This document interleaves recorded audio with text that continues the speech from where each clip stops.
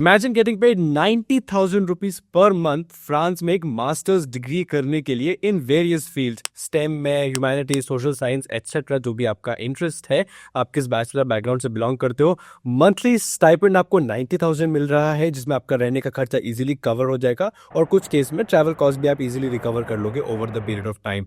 खाना आपको 1 यूरो पर मील पे मिलेगा। वीजा फी आपकी वेव हो जाती है। Tuition fee up to 5,000 euro आपका वेव हो जाएगा। और क्या चाहिए। और फ्रांस के आप टॉप पब्लिक यूनिवर्सिटीज में मास्टर्स डिग्री परस्यू कर रहे हो कि आई थिंक आज हम बहुत ही इंपॉर्टेंट मास्टर्स प्रोग्राम के बारे में बात कर रहे होंगे, called the France excellence Charpak fellowship या चरपक स्कॉलरशिप प्रोग्राम। ये एक बड़ा ही इंपॉर्टेंट और आई वुड से थोड़ा सा कॉम्पिटिटिव भी है, कॉम्प्लिकेटेड प्रोसीजर भी है, बहुत सारी एलिजिबिलिटी, बहुत सारा क्राइटेरिया, बहुत ही स्ट्रेट फॉरवर्ड इसका सिलेक्शन प्रोसेस भी नहीं है। तो चलिए इसको धीरे धीरे छोटे छोटे स्टेप्स में ब्रेक डाउन करने की कोशिश करते हैं। अगर आपको फ्रांस में और यूरोप में, basically Europe is a very nice culturally diverse place, वहां पर मास्टर्स डिग्री परस्यू करने की अंदर से इच्छा जागरूक हो रही है। गिवन अभी और कंट्रीज में कैसा माहौल है थोड़ा हमको भी पता है, यूएस में कैसा सिचुएशन है और भी कंट्रीज में क्या सिचुएशन है, we know about that already. तो चलिए फ्रांस में अगर आपको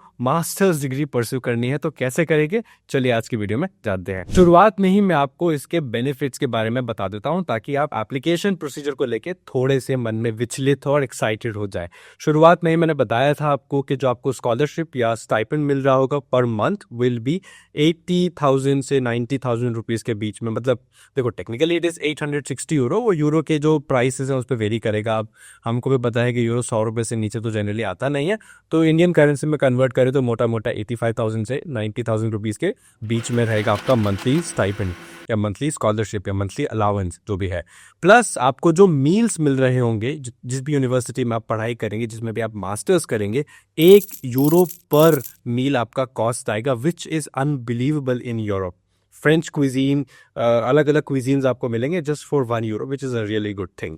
नेक्स्ट आपका जो वीज़ा फीस रहेगा वो एग्जेम्प्टेड रहेगा, मतलब आपको कोई भी वीज़ा फी नहीं पे करनी है फ्रांस में पढ़ाई करने के लिए, which is also really really good. Next amazing benefit is जो भी फ्रांस में डॉर्मेट्रीज रहेंगे जहाँ पे स्टूडेंट्स साथ में रहते हैं, साथ में पढ़ाई करते हैं, जो भी है, वेरेवर दे स्टे, वहाँ पर आपको प्रायोरिटी दी जाएगी to give you the room accommodation, which is again a really good thing, ताकि आप बेस्ट रूम्स को अवेल कर सके at the best prices for your stay during your masters degree, which is again very good. काफी beneficial रहेगा बहुत सारे students के लिए। Next benefit which is really great, जो कि कल्चरली बहुत एनरिचिंग होता है, is to get the access to social activities, cultural activities. तो उसमें अलग अलग प्रोग्राम्स होंगे जो आपको बाद में एनरोल करने का मौका देंगे या फिर एसोसिएट करने का मौका देंगे, so that you can work with those people, you can associate with good people, you can make great contacts, which is again a very good, very enriching experience. अगला जो आपका बहुत ही इंटरेस्टिंग बेनिफिट है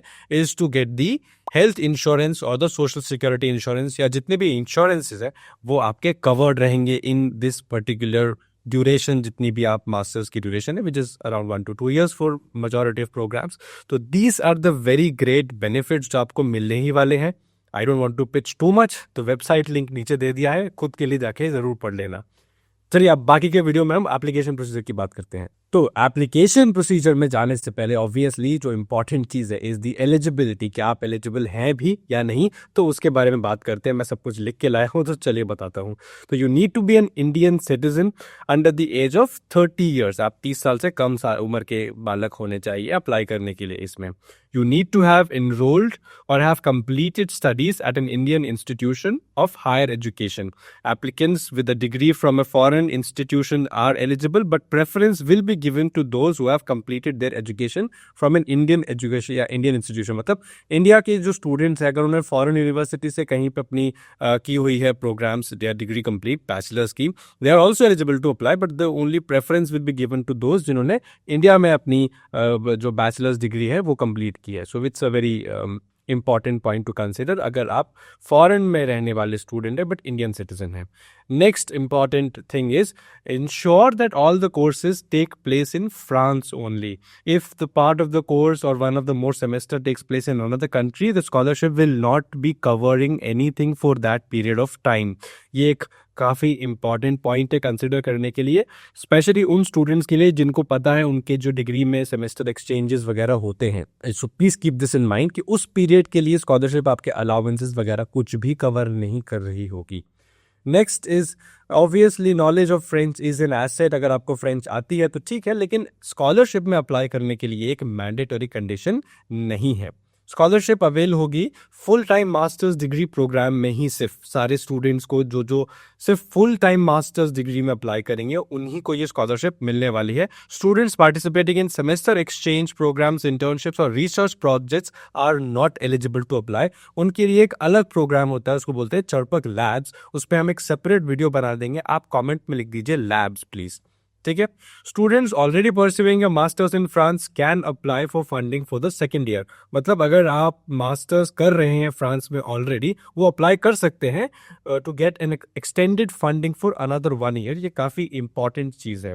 अगला जो एलिजिबिलिटी है is you should have applied for admission to a French institution prior to applying for the scholarship. मतलब आप किसी फ्रेंच इंस्टीट्यूट में या French university, French government college जो भी है, उसमें आप पहले ही अप्लाई कर चुके हो for your masters degree before applying to the scholarship. For admission procedure वो आपको वहाँ की जो वेबसाइट है campus France office in India, ठीक है, या फिर उनकी वेबसाइट पे आप जाके देख सकते हो। एक इंपॉर्टेंट नोट एलिजिबिलिटी के लिए ये है कि an applicant who is not eligible, कौन से लोग अप्लाई नहीं कर सकते, is a student who is doing a PhD और इंटेंड्स टू कंप्लीट हिज और their master's thesis training programme और रिसर्च प्रोग्राम इन फ्रांस, ठीक है। तो जो भी स्टूडेंट्स पीएचडी कर रहे हैं जिनका मास्टर्स थीसिस कंप्लीट होने वाला है, they are not eligible. And obviously जिन्होंने पहले चरबक फेलोशिप अवेल कर रखी है, they also are not eligible to apply to this again, ठीक है। तो इन एलिजिबिलिटीज को ध्यान में रखते हुए आप अपनी जो भी प्रिपरेशन उसको उस हिसाब से ही करिएगा। चलिए भैया देखते हैं एप्लीकेशन प्रोसीजर क्या है। ऑनलाइन एप्लीकेशन प्रोसीजर के लिए क्या करना है, तो उनकी जो वेबसाइट है, उनका एक पोर्टल है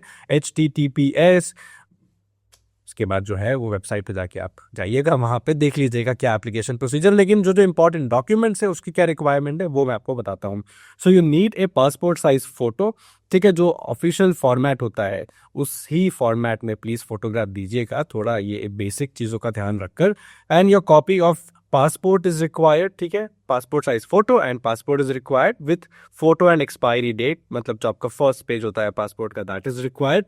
if you are getting passport later on, तो आप उस प्रूफ का जो एप्लीकेशन का जो प्रूफ होता है वो उनको दे सकते हैं कि आपकी एप्लीकेशन सबमिट हो गई है, पासपोर्ट कुछ टाइम बाद आ जाएगा।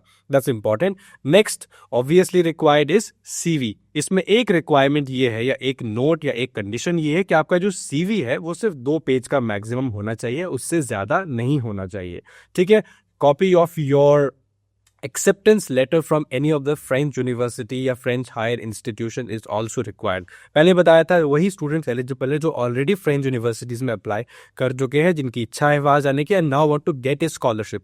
मोस्टली यही सिचुएशन रहती है काफ़ी सारी फ्रेंच यूनिवर्सिटीज या यूरोपियन यूनिवर्सिटीज में।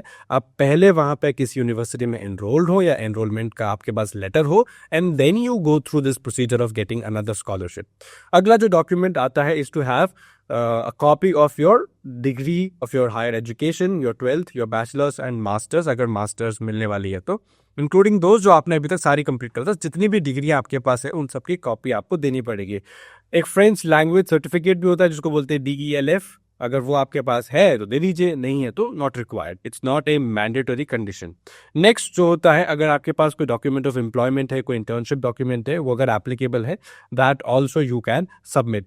Now of course letters of recommendation are the most important, one of the most important requirement. तो आपको जितने भी लेटर्स ऑफ रिकमेंडेशन है वो अपने इंडियन इंस्टीट्यूट से, अपने फैकल्टी से स्कैन फॉर्मेट में दे देने हैं, ठीक है। So this is very important. उस पर सिग्नेचर होना चाहिए, स्टैम्प वगैरह जो भी है, जो ऑफिशियल फॉर्मेट होता है लेटर का, वही आपके जो भी रेफरीज हैं उनको वैसे ही देना है, ठीक है। एक इंपॉर्टेंट नोट ये है कि if you have not received acceptance letter from French institution before the deadline of this particular programme, you can attach an email correspondence to show कि आप उस प्रोसेस में है। मतलब अगर आपको अभी तक नहीं मिला है कहीं से एडमिशन या आप वेट कर रहे हो रिजल्ट्स का, तो आप वहाँ के कॉरेस्पॉन्डेंस का ईमेल डाल सकते हो, उसका कॉपी डाल सकते हो कि हाँ मैं वेट कर रहा हूँ and I want to see if I am eligible और if I want to see if I am going to be considered for this Charpak program और नॉट। ये काफ़ी इंपॉर्टेंट डिटेल है उनके लिए जो लोग वेट कर रहे हैं या कॉन्फिडेंट है कि उनको मिल जाएगा फ्रेंच यूनिवर्सिटी में एडमिशन और वो अप्लाई कर सकते हैं।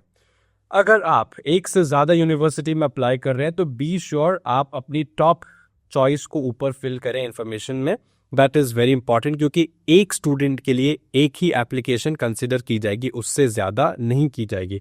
मल्टीपल एप्लीकेशंस अगर आप सबमिट करेंगे एज वन स्टूडेंट तो डिस्क्वालीफाई हो जाएंगे।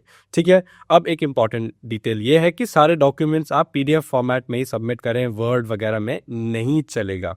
और अगर आपने रिक्वायर्ड डॉक्यूमेंट्स नहीं दिए, कोई मिसिंग है, तो you will not B considered for the fellowship again. Keep this in mind. ये तो रही एलिजिबिलिटी और एप्लीकेशन प्रोसीजर की कहानी। अब इवैल्यूएशन कैसे होता है, सिलेक्शन प्रोसेस कैसे होता है, उस पर आ जाते हैं। तो एप्लीकेशंस जो रिसीव किए जाएंगे they will be checked and सबसे पहली चीज़ जो देखी जाएगी इज टू सी आप जो जनरल एलिजिबिलिटी है उसको मीट कर रहे हैं कि नहीं। उसके बाद ही आपके नेक्स्ट स्टेप पे जाएगा। नेक्स्ट स्टेप ये होता है कि आपका पूरा इवैल्यूएशन की जाएगा। जो भी सिलेक्शन कमेटी है, जो भी उनका सिलेक्शन बोर्ड है, they will sit, they will go through your whole application, try to see आप एलिजिबिलिटी मीट करने के बाद जो एकेडमिक रिक्वायरमेंट्स है उसको पूरा कर पा रहे हैं, आपके पास academic consistency, excellence, track record है भी या नहीं, आपका CV CGPA वगैरह सब ठीक है कि नहीं।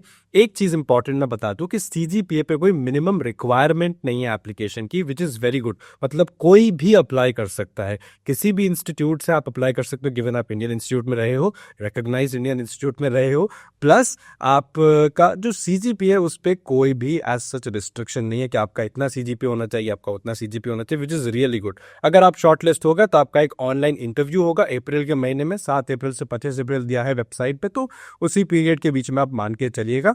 और जो एप्लीकेशन अवेलेबल थी उस पीरियड के बीच में, उनका इंटरव्यू बाद में नहीं किया जाएगा। मतलब अगर आपने मिस कर दिया है तो unfortunately they can not reschedule for another date, which is an important thing to keep in mind. ठीक है, तो ये आपके 2 राउंड का प्रोसीजर हो गया। First round was basically your general round, 0 round बोलते हैं इसको। First round then comes your minimum eligibility, आपका track record, SOP, CV, LOR वगैरह। Then final is your interview, which is quite straightforward. ठीक है, एक प्लेजरिज्म चेक भी किया जाएगा आपके SOP पे, विच मीन्स आपने कहीं से टीपा पोती तो नहीं कर दी, जो कि इंडियन स्टूडेंट्स थोड़ा कभी कभी कर भी देते हैं, ये सोच के कौन ही चेक करेगा। तो प्लीज इसका ध्यान रखिएगा and don't try to over smart anybody. Just be yourself, write the CV, write the SOP as honestly as possible and don't try to over smart anybody. It's very important. आप अपने देश को भी represent करोगे at some point, तो it's not really good, right. ठीक है, calculation और स्कॉलरशिप वगैरह के बारे में आपको अगर देखना है कि अगर आपको मिल गई, आपको छोड़नी है, तो उनकी वेबसाइट पे जाके आप डिटेल में पढ़ सकते हो क्या प्रोसीजर है। ठीक है, टाइमलाइन जो रहती है इसकी इज बेसिकली फ्रॉम February तक डेडलाइन रहती है। तो इनकी वेबसाइट पे जाके आप अभी से एप्लीकेशन अपना प्रोसीजर शुरू कर सकते हो अगर आपको फ्रांस में यही स्कॉलरशिप अवेल करनी है। और इफ़ अगर आप एक ऐसे स्टूडेंट हो जिसको फ्रांस में ही जाना है और उनकी यूनिवर्सिटीज़ में आपने अप्लाई कर दिया है बट इस स्कॉलरशिप के बारे में आपको पर्टिकुलरली नहीं पता था, सो प्लीज़ अगर मन में कोई और भी सवाल है, comment section is always open for you. और अगर चरपक लैब जो प्रोग्राम है, जो समर इंटर्नशिप होती है, उसके बारे में आपको जानना है, उसका नाम बदल गया है अब, तो कमेंट में लिख दीजिए lab and we will make a separate video on this. Keep in mind वो जो इंटर्नशिप है या वो जो प्रोग्राम है, समर प्रोग्राम है, उसकी डेडलाइन या उसका जो एप्लीकेशन प्रोसीजर है वो नवंबर में शुरू होता है। तो वो इस साल का जो मैं प्रोग्राम बताऊंगा वो अगले साल आप अप्लाई कर सकते हैं। समझ रहे हैं आप? सो प्लीज़ कमेंट में लिख दीजिए कोई और सवाल है तो। And I hope I clear something so you got something beneficial out of this video. और अगर कोई क्रिटिसिज्म कुछ भी है, comment section as I said again and again is always open for you. I am Sagar here signing off. Thank you very much for watching. All the very best. Bye.